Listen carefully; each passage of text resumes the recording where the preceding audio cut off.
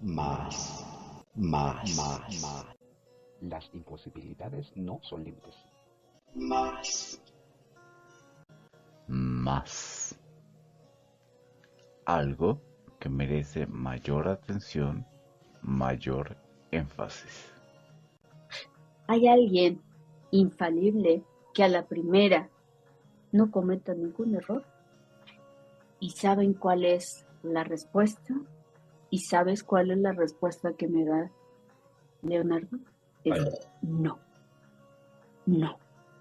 ¡Wow! Cuando me dicen no, a mí se me abre la posibilidad de decir, entonces, ¿por qué limitarnos a que en una sola ocasión este conocimiento que para mí puede ser nuevo, ya esté inmediatamente comprendido, discernido, porque tiene que haber un discernimiento, y ante ese discernimiento, entonces ya, como por arte de magia, yo ya lo voy a poder llevar a la práctica sin ningún error. Aprender es observar. Y para observar, debo entender. Y a la vez, para aprender, tengo que volver a observar porque posiblemente me he sabido mover y desde el movimiento puedo ver o divisar desde otra orilla la misma, pero algo nuevo va a surgir. Uniendo a los hábitos de aprendizaje, que en una rutina los podemos ir trayendo por horario, por ejemplo, a tal hora me toca estudiar, o a tal hora tengo que leer, a tal hora tengo que ir a la clase de inglés, a tal hora tengo que, y entonces eso lo vemos como el aprendizaje, porque traigo el conocimiento, y traigo el conocimiento, y traigo el conocimiento. Pero entonces, esta situación proactiva, ¿cómo interviene? ¿Cómo interviene cuando estoy adquiriendo ese nuevo conocimiento y que me saque de mi zona de confort? ¿Cómo salirnos de esta zona de confort también? Porque se vuelve una rutina. Y al hacerse esa rutina, tal vez ese hábito lo vemos como ese sentido de obligatoriedad. Ya llegué, ya no sé qué, esto es muy pesado. Empiezan a salir nuestras creencias limitadoras, y ahí vienen nuestros saboteadores, yo le diría, ¿no? Quienes nos ponen el pie para yo no continuar con esta otra parte de seguir polinizando, de seguir fertilizando estos conocimientos para movernos, porque al final de cuentas el conocimiento es quien nos mueve. Entonces, esta parte proactiva yo le llamaría salirnos de la zona de confort. Haz cosas diferentes, porque si quieres alcanzar ese resultado, ya está muy choteada esa frase de Einstein, pero más que choteada es ponernos en el contexto de, ¿y si hago algo diferente? ¿Y si me arriesgo a hacer algo que antes no estaba planeado o dentro de mi mente no estaba? ¿Qué podría hacer? Tal vez una pregunta que antes no había hecho. Por ejemplo, si es que estoy enfrente con alguien, un maestro, o si es que estoy enfrente con alguien en un experto y me llama la atención eso que él está planteando, preguntar. Preguntar, eso es muy, muy importante. La otra cosa que nos puede movernos a lo proactivo de nosotros, que es proactivo, es ir al frente, es decir, acciona, ve por ello. Bueno, ¿qué requerimos también? Ir a leer. Ir a leer de eso que yo no sé, o confirmar eso que tal vez esa persona me está diciendo. Y es, ¿por qué le voy a creer a esa persona? Quiero confirmarlo, ¿no? Y para lo cual, pues puedo ir a un papá Google, ¿no? Como le llaman hoy en día, papá Google, o puedo ir a leer un artículo, puedo bajar algún libro, puedo escuchar varias opiniones a través de conectores que pueden ser nuestras redes sociales o el YouTube, pero sí hay que poner una palabra, la duda. Tengo duda de esto que me está diciendo y entonces quiero certificarlo por mí, a ver qué más trae ese contexto, o si no es por ahí eso que está diciendo esa persona o esa información que está dando esa persona, voy a encontrar una nueva pauta, esto que tú decías, ¿no? Vamos por algo nuevo. Entonces ve cómo la duda aquí también se puede manifestar. Creo que las creencias que traemos son esto es bueno y esto es malo. Y ahí el mundo se vuelve muy cortito, es muy pequeño cuando solamente traemos estas dos miradas de bueno y malo. Pero cuando yo puedo traer otro tipo de miradas como la duda, como qué puedo de nuevo crear que antes no existía, como qué puede de nuevo compartirme a alguien, creo que ahí viene esta parte proactiva o incluso desde mi experiencia, cómo la puedo compartir. Entonces ya traemos ahí preguntar, eso podemos generarlo como un hábito también. El investigar por nuestra cuenta, que es una forma autodidacta de cerciorarnos. Y también otra cuestión, solicitar el apoyo cuando yo no sé y por alguien o alguna persona es experto, ir con los expertos también. ¿Por qué considerarnos que el hecho de que yo no sepa significa que valgo menos? ¿Eso es una creencia? O la otra creencia, que soy insuficiente. Fíjate, también eso nos limita para salirnos de nuestra zona de confort e ir por esta proactividad, e ir por estos movimientos. Entonces, una vez que ya tenemos el conocimiento, ahora volvemos a nuestro podcast pasado, ensayo y error, experienciarlo. Porque lo que no se lleva a la práctica se olvida. Entonces, si yo quiero seguir aprendiendo, requiero llevarlo a la práctica. Porque entonces, ¿para qué me sirvió ese conocimiento? ¿Únicamente por vanidad? Ahí sería la incógnita, ¿no? Únicamente por tener un título, pero que ese título no me lleva a nada más que tener un papel, o como yo diría, ¿no? Los títulos nobiliarios que no nos sirven. Es más factible tener esta proactividad de llevar a la práctica estos conocimientos, estos aprendizajes, porque ahí está la riqueza. La riqueza no está en los títulos, la riqueza está cuánto llevas a la acción, y eso es lo proactivo. Y una vez que lo llevas también a la práctica, si lo puedes compartir, compártelo, porque entonces también empiezas a polinizar ese aprendizaje con el otro. ¿Por qué quedarnos con lo aprendido? Si hay alguien y toca la puerta a tu casa y te solicita el apoyo, si está en tus manos, compártelo. Porque en algún momento dado, también hubo otra persona que te ayudó, te presentó algo. Entonces, creo que también es un crecimiento tener la parte proactiva. Si yo crezco, tú creces. Si tú creces, yo crezco. Entonces, ve cómo los aprendizajes llevan a un impulso constante, a una transformación. El aprendizaje te transforma. Ahora, ¿el hábito puede ser una constante? Sí. Pero la diferencia la vas a hacer tú dependiendo de quién eres ese ser humano cuando estás adquiriendo el aprendizaje y cuando lo estás aplicando el aprendizaje. Ahí está toda la esencia, porque la rutina la rutina está ahí presente. Pero si no hay un observador que es un ser humano, no vale la pena. El aprendizaje está para compartir, porque entonces ahí tiene una doble función el poder compartir. Una, que a quien se lo estás compartiendo lo pueda tomar, porque eso va a ser una elección, si lo recibe o no, también depende de la otra persona.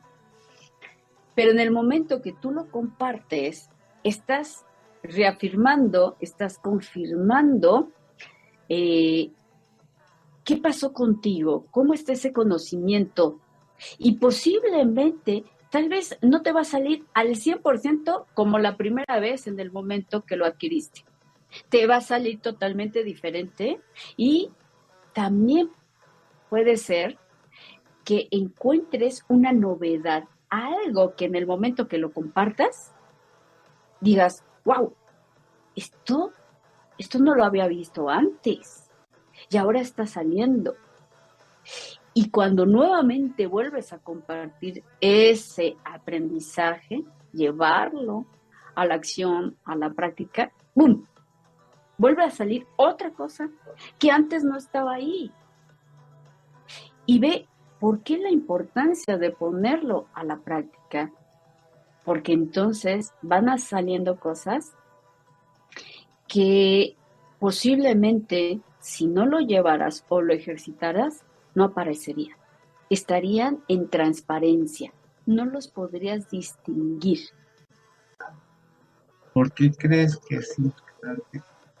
A algunos se nos ocurra también meternos en ese tema de mirar primero la etimología de una palabra como para poder, en mi caso, como poder hacer que me abra un espectro mucho mayor de lo que realmente quiero hablar. No sé, tú por qué lo haces o hacia dónde le apuntas el hecho de estar mirando la composición etimológica. Volvería a una parte que anteriormente yo no lo hacía yo no lo hacía y era por desconocimiento. A partir de que yo empiezo a prepararme como coach, dentro del coaching utiliza 3 elementos fundamentales o abarca 3 campos fundamentales, que es la corporalidad, el cuerpo en donde habita el ser. Prácticamente el coaching, ahora sí que a quien llegamos es al ser por ese observador. Entonces, tiene que ver cómo está haciendo su cuerpo. La otra parte tiene que ver con la emoción, cuáles son los movimientos que generan cuando observo lo que observo. Pero el último, y que yo no me enfocaba mucho, es en el lenguaje. El lenguaje tiene un poder. Por lo tanto, este poder únicamente lo usamos para comunicar. Pero cuando nosotros lo usamos para construir una nueva realidad, ahí fue que me empezaron a enseñar justamente las palabras, el poder de la palabra en el aspecto de el significado. Entonces, cada vez que yo quiero conectar con crear un nuevo mundo, tengo que observar qué es esa palabra más que el significado, cuál es el origen de la palabra. Tampoco yo no sé latín como tal, no me he ido a estudiar el latín como tal, como la lengua, pero lo que sí siempre busco es su etimología. ¿Por qué? Porque da un contexto. Cuando me coloca ese contexto, ya puedo observar. Entonces, ¿para dónde quiero construir? Para mí, esta palabra de aprender, que así me la mostró mi maestra, por cierto, Elena Espinal, al presentármela así, me facilitó yo como observador colocarme como un aprendiz. Y cuando puedo observar que el conocimiento nunca va a ser el mismo, se va a ir transformando, entonces significa que tal vez esto como creencia que yo traía se tiene que mover. Esa es la primera del aprender. Pero entonces, para colocarme en estar observando al mundo, tengo que saber de dónde venía esa pregunta desde el latín, para qué la estaban utilizando, porque el lenguaje, te quiero decir, mi estimado Leonardo, el lenguaje no nació así de forma espontánea. El lenguaje no sale por el aspecto biológico, porque traemos las cuerdas vocales y porque está implícito el aparato locomotor y toda esta situación que traemos biológicamente, ¿no? Y la lengua y todo. No, no. El lenguaje sale por la parte relacional con el otro. Entonces, imagínate, de aquellas épocas, me dice mi maestra Elena Espinal, que antes de poder emitir algún sonido, lo primero que se emitió fue una señal, una señalización. Y la señalización fue decir tú con el dedo, es decir, señalizar hacia dirigir a la otra persona. Por lo tanto, entonces ya pude distinguir que ya no era yo, sino había otro, y el otro era señalizar.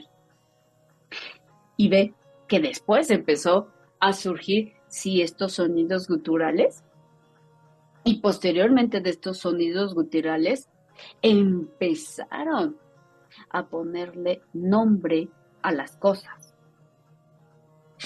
Pero en sí el lenguaje no surge de una espontaneidad y ¡pum!, ya se hizo como un árbol, ¿no? No, surge por la relación con el otro. Y entonces, a mí la curiosidad fue, oye, ¿cómo ignorantemente vamos utilizando las palabras sin saber más allá del significado? ¿Cuál es su connotación etimológica, no? Por ejemplo, la palabra responsabilidad. A mí me han hecho creer que la palabra responsabilidad es el sentido obligatorio de que a ti te corresponde eso. Pero cuando separas la palabra response y luego habilidad, ¿cómo queda? Respuesta de acuerdo a tu habilidad. Entonces significa que me da más poder ver que yo tengo habilidad para responder que únicamente centrarme con este aspecto de la creencia que es yo soy el que tengo que actuar porque es mi obligación. Entonces, te queda este aspecto como de carga, ¿no? Entonces yo digo, no, creo que no sabemos usar las palabras y el aspecto creador de la palabra va más allá de decir la palabra. Va más allá. En los primeros programas de la serie anotábamos que un hábito por sí mismo no se va a suscitar, que necesitamos de intencionalmente poner de nuestra parte. Va a costar posiblemente, pero en la consistencia y constancia de la implementación se van a ver los resultados.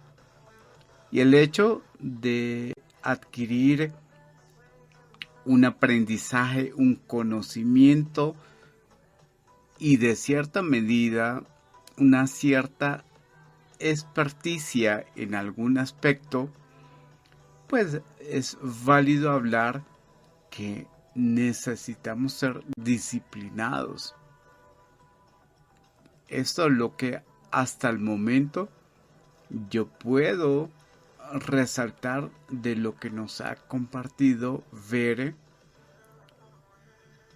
Y qué bueno porque cuando a veces se dice, esto yo ya lo escuché, esto ya me lo sé, desestimamos a veces el propósito del por qué se está quizás volviendo a escuchar algo que días atrás, años atrás, se había ya escuchado y aparentemente era algo que ya teníamos por sabido. Pero en la medida en que se suscita el hecho de que nuevamente volvamos a escuchar, tiene un propósito. Y realmente yo creo en eso.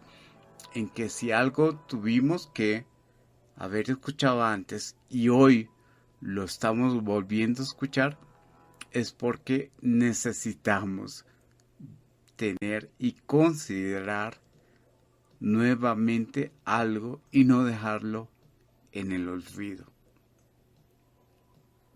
De esta manera cerramos el programa número 15, episodio número 77, en el podcast Más.